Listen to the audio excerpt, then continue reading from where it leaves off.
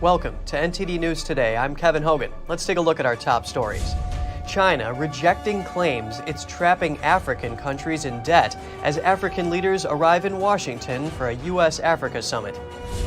Illegal immigrants in Washington might soon be eligible for health insurance, and the White House is asking for money to increase border security ahead of a major border policy set to expire this month. Pleading the fifth cover-ups, a plan to launder money from the very beginning? We bring you analysis on the Bahamas arrest of the former FTX chief. Passing the annual defense bill can be a highly charged affair. Many politicians try to attach various conditions in exchange for a yes vote. We take a look at what's hidden in this year's version. Workers have cleaned up almost 2,600 barrels of oil spilled from the Keystone pipeline. That's out of a spillage of 14,000 barrels.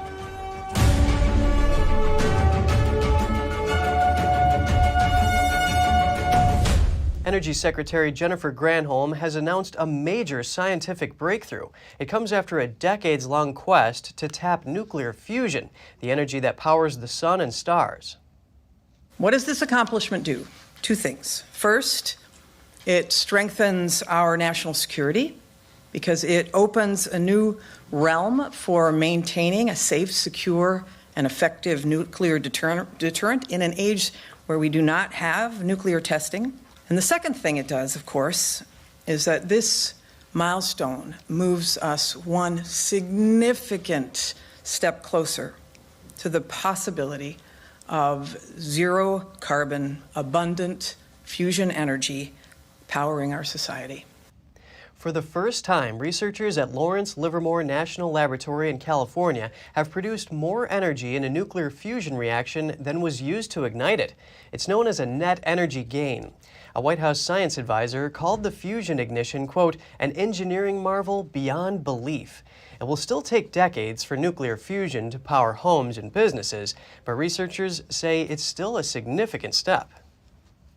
China's ambassador to the United States is rejecting claims that Beijing has trapped African countries with debt.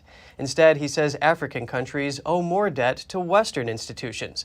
This ahead of the U.S.-Africa summit this week. NTD's Jessica Beatty has more. President Joe Biden is hosting dozens of African leaders for a summit this week in Washington, D.C. On Monday, China's ambassador to the United States deflected criticism of Beijing's own relationships with African countries. The Chinese official said China's investment and financing assistance is not a trap, it's a benefit. He cited a July study by the British charity Debt Justice. It said African countries owed 3 times more debt to Western institutions than to China. Still, analysts say China remains the biggest bilateral lender to Africa in the past decade, although new loan commitments have declined in recent years. Last year, U.S. Secretary of State Antony Blinken said Washington would have to do things differently to help Africa with its infrastructure. Here's Blinken Monday. Earlier this year in South Africa, I had an opportunity to set out our administration's strategy for the region. And at its core, the strategy can be distilled in one word. You've already heard it spoken tonight: partnership. President Biden is also expected to announce support for the African Union to join the G20. National Security Advisor Jake Sullivan said Monday, over the next 3 years, the U.S. will commit $55 billion to Africa. These commitments build on the United States' long-standing leadership and partnership in development, economic growth, health, and security in Africa over the past 3 decades. Sullivan announced a new special representative who will work with U.S.-Africa leaders. He said the rep will make sure what's discussed this week will be translated into durable actions beyond the summit. Biden's foreign policy has emphasized promoting Western countries as a counterweight to China. But U.S. officials have suggested they're not asking African partners to choose between Washington and Beijing. Jessica Beatty, NTD News. China has launched a trade dispute against the United States at the World Trade Organization. It's over U.S. microchip export control measures. The United States passed a sweeping set of regulations in October. The measures aim to undermine China's semiconductor industry. Analysts widely consider the U.S. policy to be a major threat to China's tech ambitions. China's Commerce Ministry said the WTO dispute is necessary to address China's concerns and to defend its interests. It added that the U.S. curbs threatened global industrial supply chains. U.S. officials say the export controls are intended to protect national security interests. And a U.S. trade representative said the WTO is not the correct forum to discuss such issues. Meanwhile, the WTO recently ruled against Washington in a separate suit about metal tariffs. That case was also brought by China, among others, but the U.S. rejected the WTO conclusions, citing national security. A border policy called Title 42 is expected to end this month. The government is now asking for billions of dollars to ramp up border security. Meanwhile, the federal government has approved a plan to make illegal immigrants eligible for health care in Washington state. The Biden administration has approved the so-called State Innovation Waiver, allowing Washington state to offer health insurance to illegal immigrants.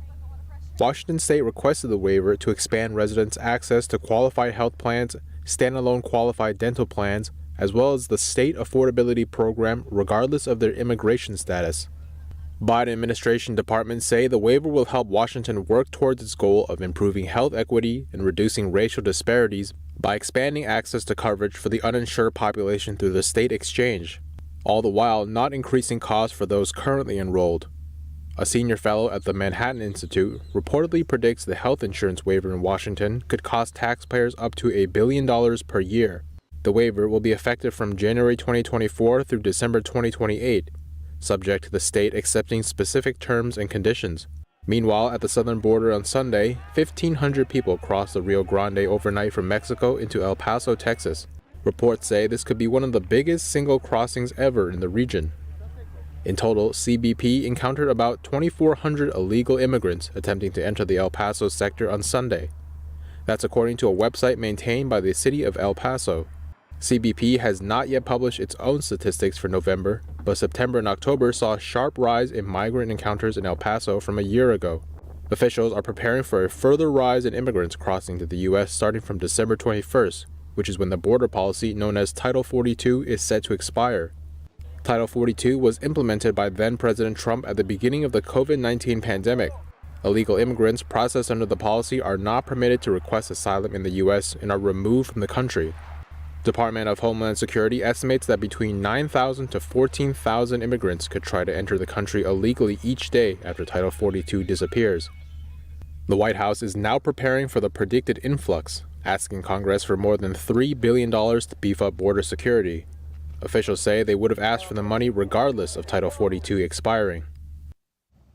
The former CEO of the collapsed cryptocurrency exchange FTX has been arrested in the Bahamas. The U.S. has filed criminal charges against him, and he is likely to be extradited to the U.S. We get some analysis on the timing of his arrest, possible cover-ups, and a congressman's response.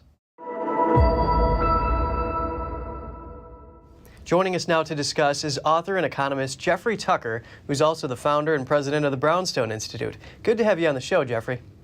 Oh, it's nice to be here. We've been following this FTX thing now for several weeks because it does impact on the pandemic response and American politics in a very profound way. Right, and Sam Bankman-Fried, the CEO, was arrested in the Bahamas the day before he was meant to testify virtually before the House Financial Services Committee. What do you make of this? Well, I'm suspicious of it because, the idea of the Democrats was going to bring him in and ask him some tough questions, but we know the way this thing was going to fall out. I mean, he was the second biggest funder of the Democratic Party. There's a lot of people out there who have a lot of things to cover up. And so the idea is that when he's not under prosecution, he could have gone there voluntarily, and they could have asked him a lot of softball questions and that sort of thing, and he would have tried to elicit the sympathies of the audience, and then they could thank him profusely for his truthfulness and for his transparency, which is, I think, what would have happened. But now he's in a kind of a slightly different situation where if he is extradited, first of all, it's going to take months because he's going to appeal the extradition. So that's not going to happen. And now we could just kind of forego the appearance altogether by claiming that essentially on the advice of attorneys, he is under prosecution from the U.S. government, therefore can just plead the fifth. And that lets both the Democrats off the hook and him off the hook, at least for a while. So first, Jeffrey, can you elaborate on some of the things that may possibly be covered up? Well, they're relying on the traditional stuff. You know, when there's fancy finance going on, the government will always rely on things like wire fraud and money laundering, wire transfer fraud. You know, which is what happens when you lie and you're running a scam. You can say, well, you didn't tell the truth in your marketing. And then the money laundering charge is just simply that you didn't check all the boxes. So those are going to be the kinds of things. But I think what we're really going to find is that what I'm suspicious of, just to be blunt about it, is that the whole thing was set up in 2019 to be exactly what it became. Just a big money laundering operation to get tens of billions of dollars to interests here and abroad, nonprofits, universities, politicians that supported a lockdown ideology and otherwise were in bed with this whole financial scam. In fact, I'm working today, this afternoon, I think I'm going to draw up a complete key of all the players. And I think there's about 200 of them. I just want readers to be aware of who the players are and what their connections are. So quickly, I want to ask you, Representative Lee Zeldin says the House GOP was set to grill Bankman-Fried, but then he was arrested. Zeldin proposed having him testify first. Is that possible? Well, I think now that he's arrested, he cannot be forced to testify. That's my understanding of the law. Or if he does testify, he could just plead his constitutional rights to against incriminating himself. So I think that, it's very interesting. I think what we're going to have now, is my prediction, is we're going to have about 3, 4, 5 months of sort of back and forth with the Bahama authorities, and they're not going to turn him over to the U.S. And during that time, the hope will be that the story will die down and nobody really care anymore, and then the whole thing can be swept under the carpet. That's what I think they're trying to do. I don't think it's going to work, but I think that's the idea. Very good to have your analysis. Author and economist Jeffrey Tucker, thank you so much for coming on today. It's my pleasure. Thank you. The House of Representatives just passed the nearly $860 billion National Defense Authorization Act, or NDAA. That's an annual must-pass bill setting defense spending levels. Here's a look at what's inside the bill and what was left out. NTD's Daniel Monahan has more. In a major win for critics of President Biden's COVID-19 policies, this year's NDAA will include a repeal of a vaccine mandate for military service members. Here's Senator Ron Johnson. The bottom line here is the vaccine does not prevent infection, does not prevent transmission. So why would we make anybody take it? It is insane. Under the mandate, all federal employees, including military service members, were required to take the COVID-19 vaccine or lose their jobs. Efforts to repeal the mandate once and for all ramped up among Republicans over the past several weeks. House Minority Leader Kevin McCarthy on Fox News. We will secure lifting that vaccine mandate on our military, because what we're finding is they're kicking out men and women that have been serving. Democrats yielded on the issue, giving Republicans a major policy win. Now turning to Ukraine. The bill will also grant another $800 million of taxpayer funds to the Ukraine Security Assistance Initiative. The United States has already sent around $68 billion in humanitarian and military assistance to Ukraine in 3 major packages. Critics point out that Americans are in the dark as to how exactly Ukraine is using the aid. Reports indicate that weapons purchased with taxpayer funds have wound up as far afield as Nigeria, falling into the hands of terror groups. Calls have escalated among Republicans for Ukraine's use of taxpayer funds to be audited. I'm calling for an audit of every single penny that has been sent to Ukraine, including aid money and any other monies that have been given to the Ukrainian government. As for abortion, the bill does not address an abortion policy recently announced by Defense Secretary Lloyd Austin. That policy would see taxpayer dollars used to fund travel costs for women in the military to get abortions. Republicans were quick to blast the decision, with Senator Roger Marshall calling it outrageous. While the text of the bill does not actively give the green light to this policy, it also does not contain language prohibiting it. This means that if the bill passes with no prohibition of the policy, taxpayers will find themselves indirectly footing the bill for abortions. Meanwhile, an effort by Senator Amy Klobuchar to attach a controversial bill rider to the package was rejected. The so-called Journalism Competition and Protection Act would supersede some existing antitrust laws. This would enable media companies to band together to negotiate with big tech platforms such as Facebook, Google, and Twitter. Here's Senator Mike Lee. The JCPA has great potential to be disastrous for competition in the news industry itself. Lee says it also has great potential to crush local news under the thumbs of big tech and big media. Senator Joe Manchin's proposal to change fossil fuel permit regulations also didn't make it to the NDAA. Manchin's proposal would make it easier for new fossil fuel ventures to receive a federal green light. Currently, these ventures can take years to kick off due to federal red tape and stringent environmental regulations. The bottom line is how much suffering and how much pain do you want to inflict on the American people for the time? I can assure you, basically, the longer the time goes, the more the price goes up. That's what we're facing in America today in energy. The NDAA will now head to the Senate, where it is likely to pass along largely bipartisan lines. A question mark remains over whether President Biden will sign the bill, as it would undo his August 2021 vaccine mandate. Daniel Monahan, NTD News. A suspect accused of making a bomb that killed 270 people in Scotland made his first appearance in a Washington federal court on Monday ahead of being formally charged in the attack. Former Libyan intelligence operative Abu Aguila Muhammad Masoud Khair al-Marimi's appearance comes 34 years after Pan Am Flight 103 exploded in the air over Lockerbie, Scotland, en route from London to New York City, killing everyone aboard and 11 people on the ground. Among them, Kara Weeps's 20-year-old brother, Richard Manetti. He was hysterical and had a wicked sense of humor, but he also could be, a big brother and be a pain in the butt at times, and I could be a bratty little sister. So it was a very normal relationship in that respect. Weeps told Reuters agents alerted her that Masoud was in U.S. custody after more than 3 decades. It was a surreal moment. It was one of those, is this really happening? I had been cautiously optimistic that it was going to happen when I didn't know, obviously, but I had a lot of confidence in our officials to get it done and to gain custody of him. Court documents described Masoud as an expert bomb maker who joined one of Libya's intelligence services in the 1970s and took part in a number of operations, reaching the rank of colonel.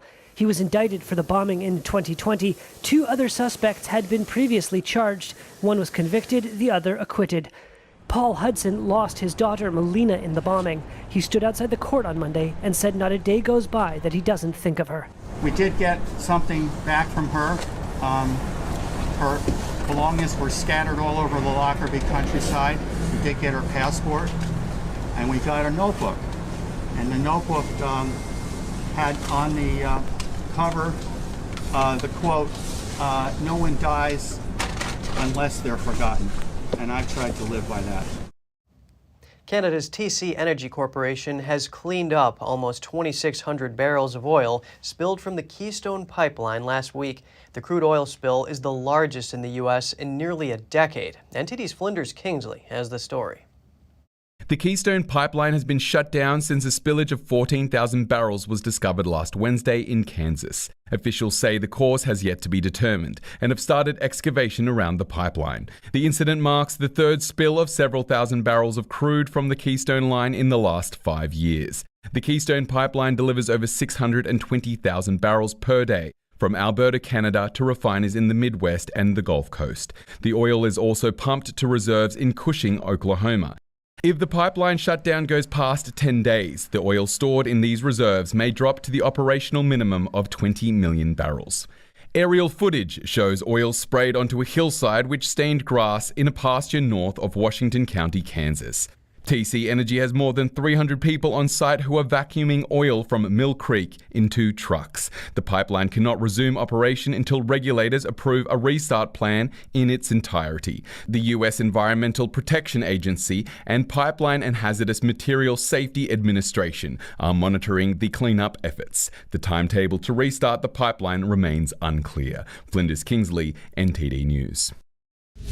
Still to come, a Los Angeles lawmaker was caught on video fighting with an activist. It follows earlier trouble in the LA City Council. And a New Jersey Christmas tree grower says the price of the evergreens has gone up because the cost to grow them has increased. More in just a moment here on NTD News Today.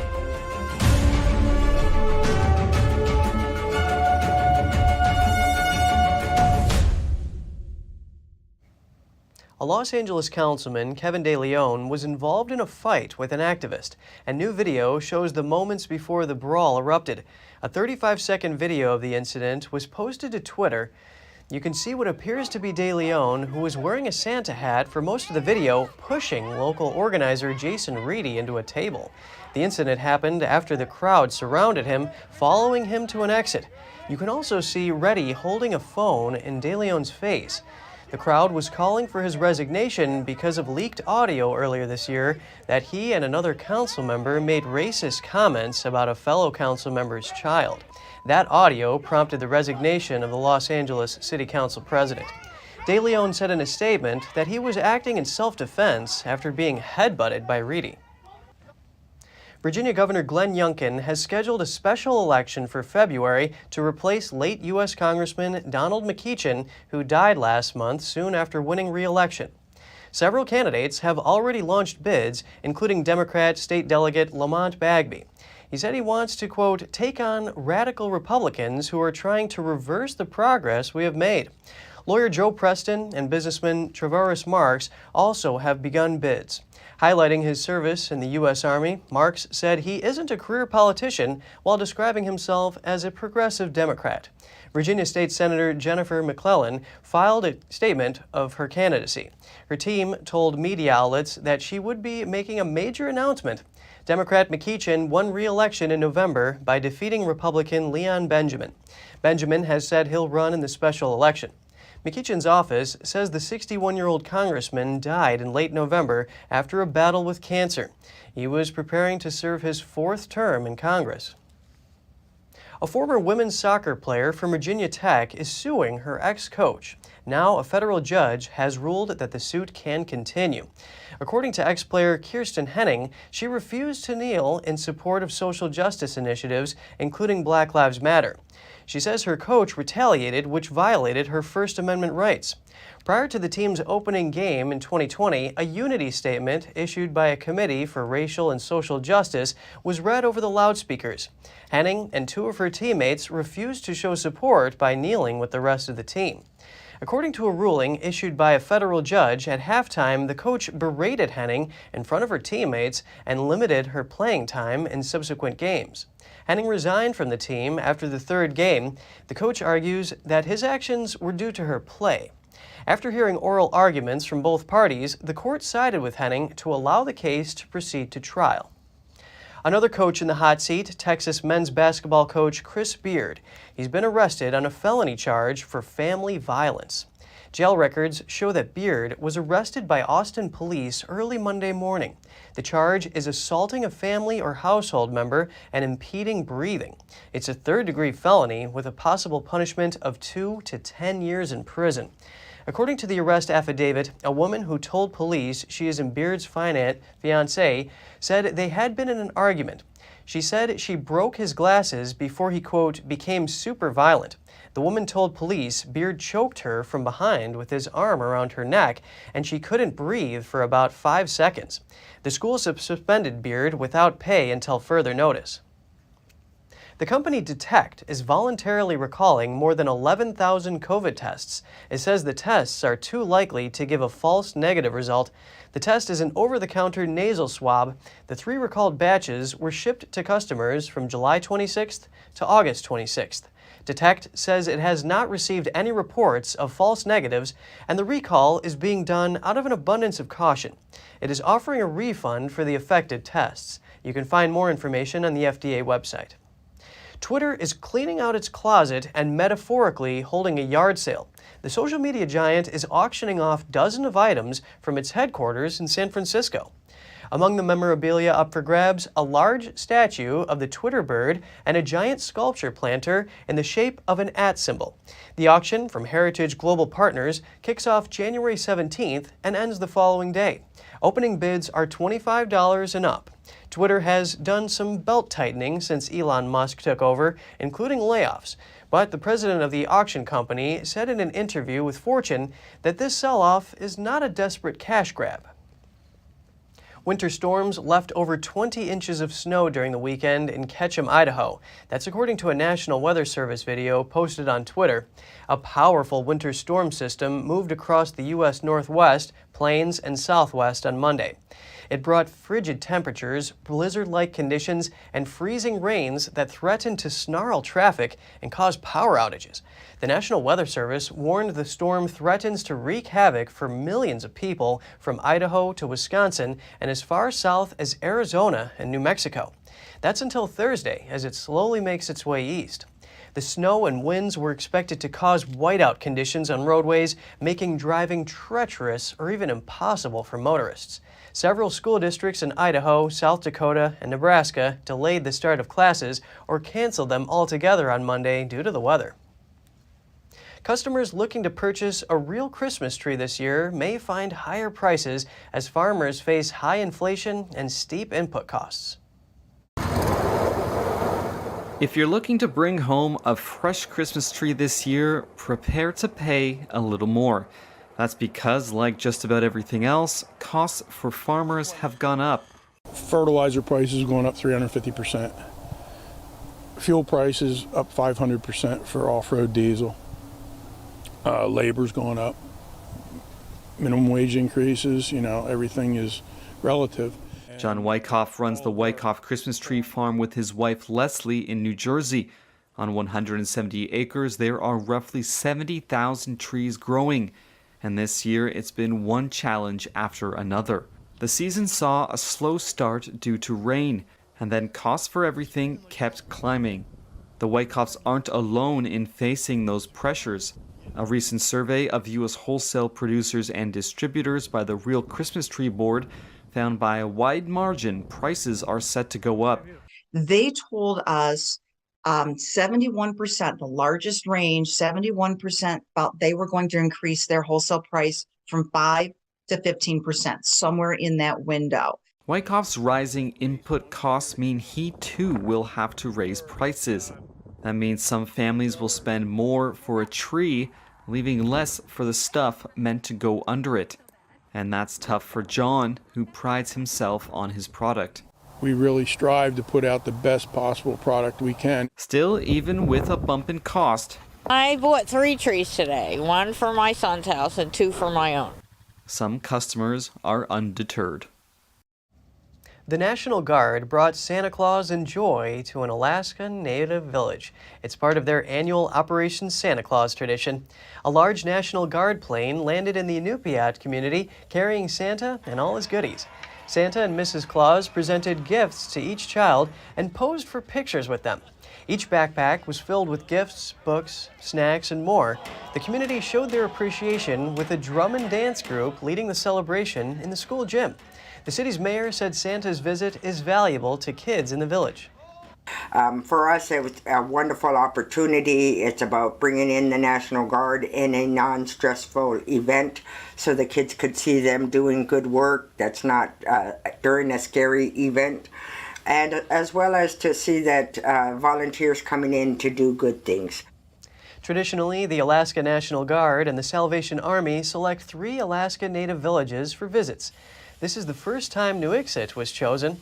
The village is home to fewer than 500 people and is located on Alaska's oil-rich North Slope, about 30 miles south of the Arctic Ocean. Following a gas leak last year, the National Guard sent a civilian tribal liaison to relay any concerns back to military leadership. During the holiday season, villagers thanked the National Guard for their good work. And just ahead, 2 senior U.S. officials held talks with China's vice foreign minister on Sunday and Monday. And Mongolia is making a state-owned mining company public after corruption allegations. The government responds to a massive protest in the country's capital last week. We'll have the details soon when we return.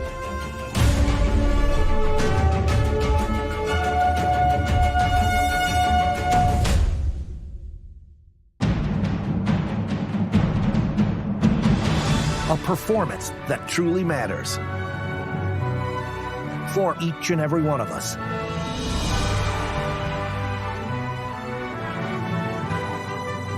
This is what you've been waiting for.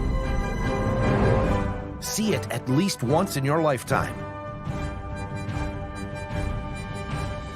Get tickets now at shenyun.com.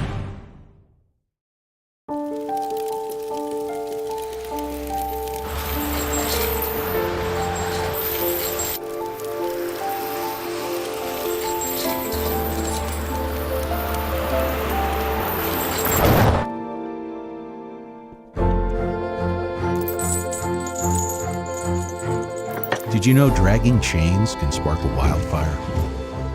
Only you can prevent wildfires.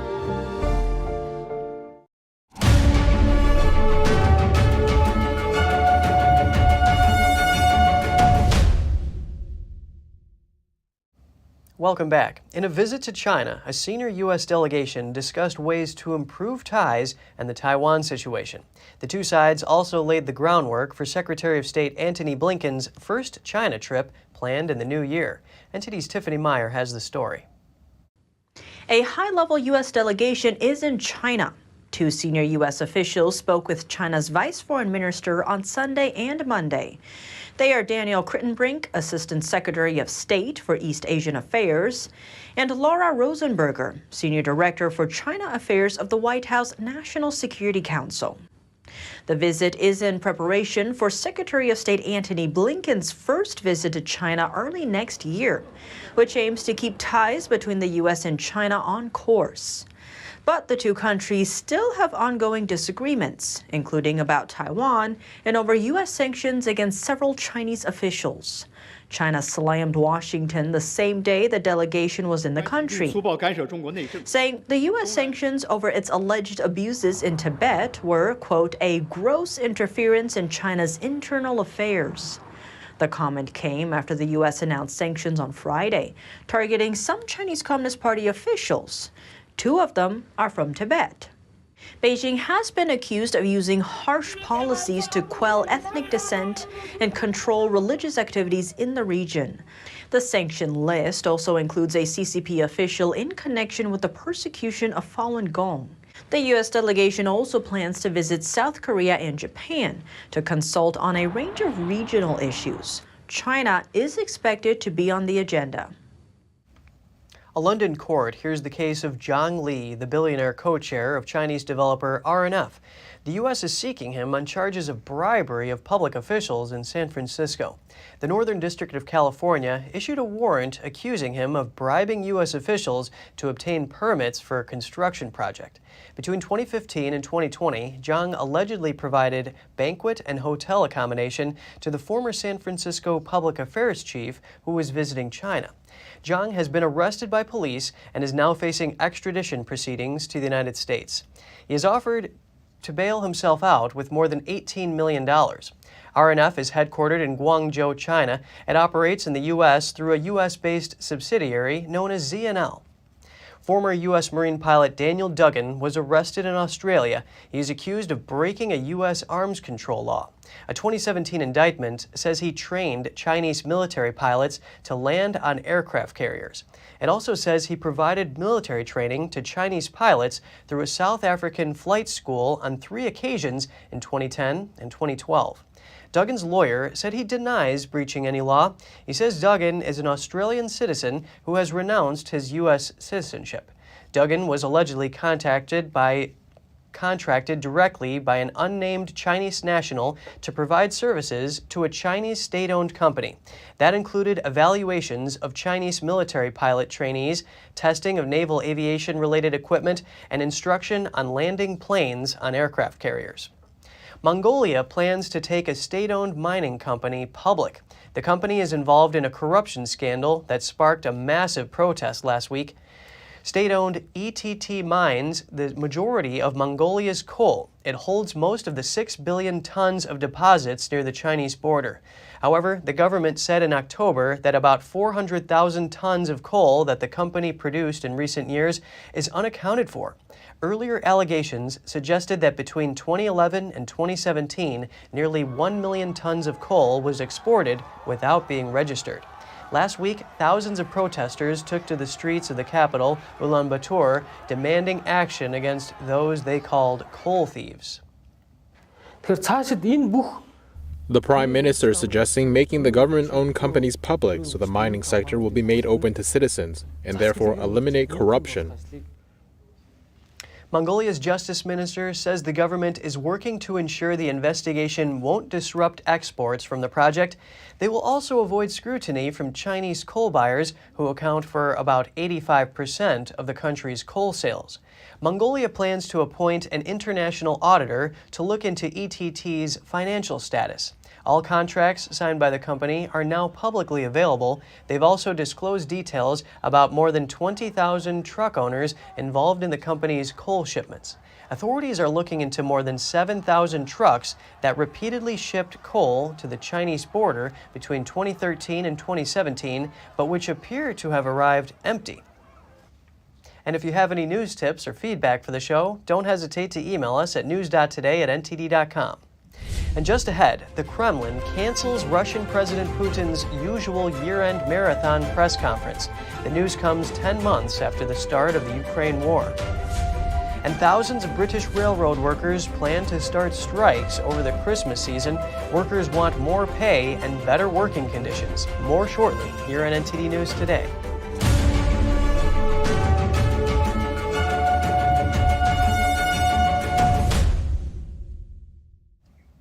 The U.S. Air Force says it has successfully tested a hypersonic missile. The test took place off the coast of Southern California. The hypersonic missile was launched from a bomber while in the air.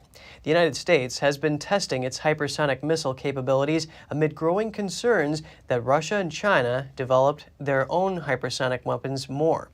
The Lockheed Martin missile reached over 5 times the speed of sound after it was fired from the bomber. The Air Force says the missile flew its scheduled flight path and detonated at its target. Hypersonic missiles improve the Air Force's capacity to carry out precise attacks. They enable fast reaction strikes against strongly defended ground targets. They can also avoid detection by typical U.S. weapons detection systems. The Kremlin says President Vladimir Putin will not hold his traditional televised year-end news conference this month, 10 months into what Russia calls its special military operation in Ukraine. The event is a staple on Putin's calendar. He shows his command of issues and showcases his stamina. He sits alone on a stage in a large auditorium for a question and answer session that can last over 4 hours. A Kremlin spokesman was asked in a call with reporters whether a date had been set for this year's news conference. He said there won't be one before the new year. He said Putin would find other ways to communicate with journalists, noting he had held other news conferences, including on his trips abroad. Kosovo will apply to join the European Union this week. That's according to the country's prime minister. The country is the last in the Western Balkans to apply for EU membership. The prime minister says the application process could take years or even decades. Albanian-majority Kosovo declared independence from Serbia in 2008, yet 5 EU countries, along with Serbia, Russia, and China, don't recognize Kosovo's statehood. Before possible EU membership, Kosovo would need to normalize relations with Serbia. The EU is already working on an agreement that it hopes the two sides can reach within a year. A German prisoner took 2 prison guards hostage and threatened them. The man is serving a life sentence for a synagogue shooting. He allegedly threatened the guards with an unidentified object and tried to escape. Saxony's justice minister says prison authorities know how dangerous this prisoner is, and he's being closely monitored. He previously tried to escape by climbing a fence and had been transferred to maximum security. He was sentenced to life in prison in 2020 after fatally shooting 2 people near a synagogue in eastern Germany on a Jewish holy day. He live-streamed the shooting and admitted to anti-Semitic motives. Prosecutors said his aim was to kill as many people inside the synagogue. Railways across the UK are facing major disruption today as thousands of rail workers start a series of strikes over the Christmas season. British trade union, the RMT, has planned strikes by tens of thousands of railway workers across December and in early January after failing to find an agreement with train operators. More than 40,000 railway workers are due to walk out today and tomorrow, December 16th and 17th, and the 24th and 27th. Two 48-hour walkouts are scheduled in January as well. Britain faces widespread industrial unrest in the run-up to the Christmas holiday and into January. Workers struggling with double-digit inflation have resorted to walkouts to demand better pay and working conditions. Australia's largest telecommunications firm says over 130,000 customers were impacted by an internal error that exposed customer details. Telstra holds almost 19 million customer accounts, equivalent to 3/4 of Australia's population. It said an internal review found the details were made publicly available due to a misalignment of databases. In a blog post, Telstra said some customers' names, numbers, and addresses were listed when they should not have been. The announcement comes after the company in October suffered what it called a small data breach that affected employee data. Australia has been on high alert since telecom firm Optus revealed in September that a cyber attack may have compromised up to 10 million customer accounts. It was one of Australia's biggest cybersecurity breaches. And coming up, Apollo's Chariot fountain is lifted from its base in the gardens of the Palace of Versailles. It's the beginning of an 18-month restoration of the gilded lead sculpture. And Madrid, Spain hosts its first ice sculpture exhibition, unusual given the hot, dry climate of the country. Stay tuned for more on that when we return.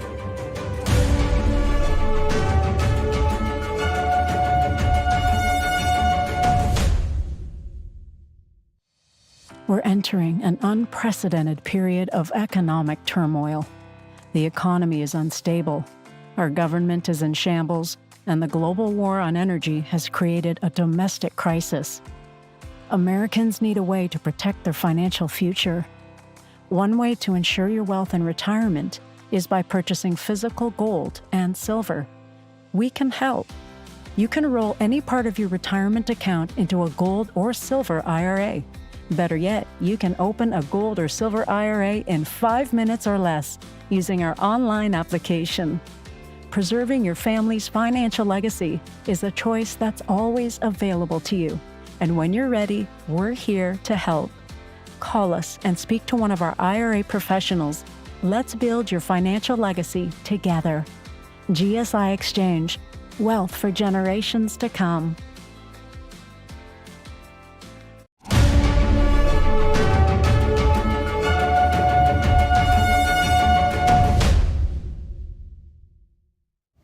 Good to have you back with us. Apollo's Chariot fountain has been lifted from its base in the gardens of the Palace of Versailles. It's the beginning of an 18-month restoration of the gilded lead sculpture. NTD's Andrew Thomas has more on the restoration work. For the first time, the iconic Apollo's Chariot sculptures are being removed from the fountain at Versailles. The artwork is by Jean-Baptiste Touby.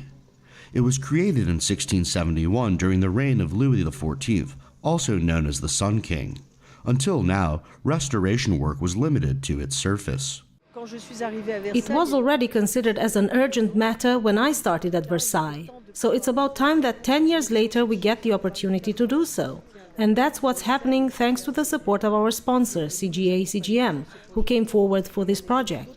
So we are proud to do it now because, as you know, we are preparing for the Paris 2024 Olympic Games. Apollo's Chariot fountain consists of 13 statues and weighs more than 30 tons.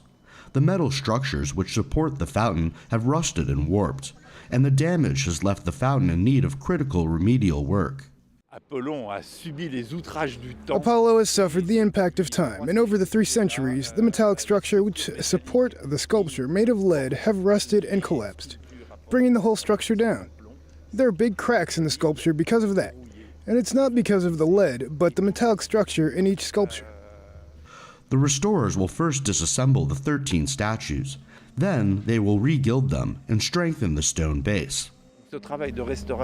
This restoration work will consist of stripping all the paint off, rebuild a strong metallic structure for each sculpture, putting each damaged sculpture back into shape, and putting it all back together. This work will take close to a year, and it will be quite something.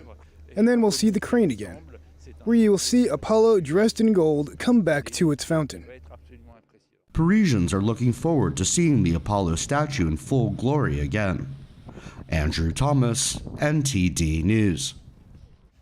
Spain is famous for its Mediterranean climate with hot, dry summers, but now Madrid is hosting its first international ice sculpture exhibition, and Spaniards love it. Here's the story. Madrid has launched the 2022 Ice Festival, an international exhibition featuring some of the world's best ice sculptures. This year, we have one of the best exhibitions because we have used more than 100 tons of ice, and we have had the best sculptors in the world from 10 different countries, and there are people of the highest level. This is the first time the Spanish capital has put on an ice sculpture exhibition, and it has become an instant hit. I think the figures are spectacular. I find it incredible that they can do something so spectacular with ice. They are very detailed figures. The truth is that I loved it. It is very, very nice, and I highly recommend coming to see it. It's the first time I've seen something like this. It is spectacular. It is wonderful. They are great pieces, like this unicorn. It is beautiful. Everything is wonderful and fantastic. The sculptures are kept frozen in a specially designed room. Very cold, very cold, very cold. My hands are frozen. You have to come prepared, of course, but highly recommended, highly recommended. The exhibition's commissioner said the impermanence of ice is a reflection of reality. It's very hard, but very delicate at the same time. It is very beautiful to work with, but you have to be aware of how ephemeral it is and that it ends up leaving. The most general comment is, what a pity, isn't it? And I always tell them that it's like life itself. It is very beautiful while you live it, but it is ephemeral. A total of 12 teams compete in the competition, with sculptors coming from Canada, the US, Japan, Italy, and France. Coming up, falconry continues to be popular in the Arab world. It's a traditional sport that dates back thousands of years among nomadic groups.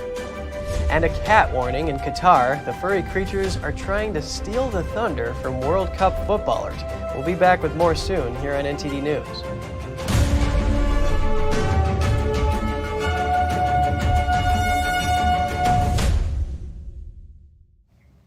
The World Cup may be dominating headlines, but another traditional sport is also thriving in Qatar, falconry.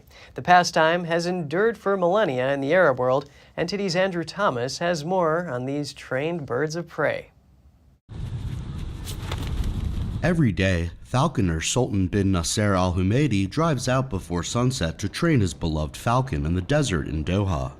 It's a traditional sport that dates back thousands of years among a group of nomadic Arab tribes. Previously, falconry was a source of livelihood. 4-5 households would survive from the hunts. A man would hunt and share the food with his neighbors. Now it has become a hobby. There's less hunting. It's a hobby that brings us joy. It allows us to break the mundane routine at work. It's entertainment. The 43-year-old Qatari owns 5 falcons. He trains them to catch ducks and pigeons 6 days a week. It's a family tradition. He owned his first falcon when he was just 10 years old. I've been surrounded by falcons since I was a boy. This is a tradition we inherited from our grandfathers. Our fathers and grandfathers in turn inherited this from their grandfathers. The love of falcons is something deeply ingrained in us. They've been with us since we were kids. This is a hobby we want to pass on to our children. The falconers need to keep up with their birds when they're hunting, so they speed across the rocky desert in a 4x4 vehicle. Al Humaydi said the falcons come from different regions. Some are bred in farms in Europe and some in Iran. But people do catch wild ones for training too. The relationship I have with the falcons, they are now like our children. We care about the falcons like we care about our children. If your child is sick, you would lose sleep over this. It's the same for the falcons. If it gets sick, you don't stop worrying until you take it to the clinic. figure out what's going wrong, and treat it. Al-Humaidi has brought falcons for his children, and he's glad that the youth are also passionate about the traditional sport. Andrew Thomas, NTD News. Soccer players aren't just competing with rival sportsmen at the World Cup in Qatar. Felines are also out in force, stretching their paws and stealing the limelight from players. The furry creatures haunt stadiums, training bases, and press conferences. A cat intruder interrupted Vinicius Jr. during a World Cup press conference in Doha. It jumped onto the table as the Real Madrid winger was talking to reporters. Brazil's press manager took swift action. He stroked the cat's head, lifted it up, and tossed it off the table. England defender Kyle Walker said a cat named Dave was the team's lucky charm.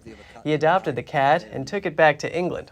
Last week, France forward Randall Kolo Muani told reporters teammate Ousmane Dembele was afraid of cats, making the rest of the team chuckle.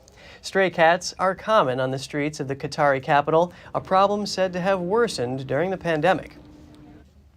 We don't always have to reach for over-the-counter medications to relieve pain. There are some notable alternatives. Here's Gina Marie with Strong Mind and Body.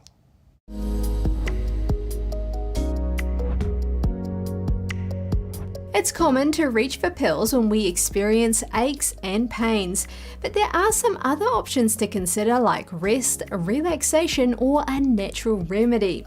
Natural remedies have a long history. In some cases, they can be more powerful than over-the-counter medications. They can also be more comforting, have less side effects, and be more cost-effective. They are also great alternatives for folks who don't react well to pharmaceuticals. Let's look at 4 examples, starting with willow bark. Willow bark is one natural pain reliever that may be useful. It has been used for centuries to help ease inflammation. Inflammation is the common cause for most aches and pains. It can be brewed in a tea or come in liquid and capsule form. It may relieve pain because it is a good source of salicin. Salicin is a very similar ingredient to what is found in aspirin. Some suggest it can help with headaches, lower back pain, and minor arthritic flare-ups. Willow bark may have some side effects, so be sure to consult with your natural health practitioner. Number 2 on the list is turmeric. Turmeric is a popular spice best known for its yellow color and use in curries. It is rich in a compound called curcumin. Curcumin is recognized for its antioxidant and anti-inflammatory properties. The quickest and easiest way to consume turmeric is to simply mix it into milk. Then add some ground black pepper. Turmeric is a phenomenal spice, so look deeper into its life-giving properties. Number 3 on the list is cloves. Cloves may also help to relieve pain. Cloves features an active compound called eugenol. This is used in some topical over-the-counter pain creams. If using clove oil, dilute it with olive oil or another carrier oil, then apply it to the affected area. And number 4 on the list is heat and ice. Heat and ice are tested and true treatments for pain relief. They can help take care of moderate pain and reduce swelling. Cold works best to bring down swelling. Heat works best to loosen up joints and muscles. So there you have it. Willow bark, turmeric, cloves plus heat and ice. A marine fossil just discovered in Australia is being compared to the Rosetta Stone. It's the complete skeleton of an Elasmosaurus from around 100 million years ago. That's a type of long-necked marine reptile that coexisted with the dinosaurs during the early Cretaceous period. It's rare to find a fossil of the Elasmosaurus with the head and the body together, since the animal had such a long, slender neck. A team of paleontologists from Queensland Museum Network is conducting the research. There's still so much we don't know about these animals that were swimming in this ancient inland sea 100 million years ago, including how many species of these long-necked plesiosaurs, for instance, were there. So something as simple as that, just how many species there were, we don't really know exactly. So this animal here that has a head with a body attached to it allows us to unravel some of that species diversity. Australia's Queensland was largely covered in a vast sea during the early Cretaceous period, so fossils of marine reptiles are commonly found across the state. But this is the first complete skeleton of its kind. A 90-year-old woman in Illinois finally received her diploma 71 years after she first enrolled in college. Joyce DeFau started as a freshman at Northern Illinois in 1951, but dropped out to get married. Later, one of her 17 grandchildren, herself a student at Northern Illinois, convinced her grandmother to go back to school. It took 3 years for DeFau to finish her education, which she did online, partly in response to the pandemic. It was the first time she had ever used a computer. On Sunday, Joyce was finally able to put on the cap and gown and cross the stage to pick up her bachelor's degree. She's a true example of lifelong learning, a special inspiration to others, her family, and her 28 great-grandchildren. That's all for today's program. We're really glad to have you with us. Please send us an email if you'd like to tell us something. We're going to put it on screen. For podcasters, that's news.today@ntd.com. I'm Kevin Hogan, NTD News, New York City.